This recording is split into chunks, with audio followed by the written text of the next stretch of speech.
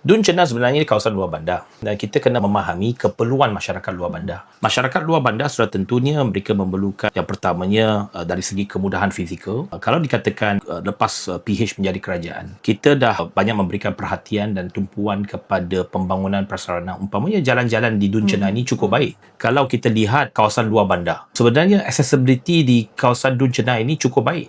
Semua tempat you pergi dalam Dun Cena ini ada jalan yang rata, ada jalan yang bertar dan sebagainya, termasuk di kawasan-kawasan kampung. Malah nak masuk kampung orang asli pun jalan agak baik juga. Jadi salah satu perubahan sudah tentu dari segi penyelenggaraan jalan menjadi lebih baik, nambahan lampu-lampu jalan menjadi lebih terang pada waktu malam, kemudahan-kemudahan seperti Barang Raya, seperti Pasar Awam, terapun di naik taraf, dan sudah tentu saya juga membantu untuk mempromosikan kawasan Cena ini sebagai satu tempat eko pelancongan. Jadi ada banyak juga sektor eko pelancongan dekat Dun Cena ni yang memberikan peluang kepada pengusaha-pengusaha untuk mendapatkan pelawat-pelawat daripada tempat-tempat luar.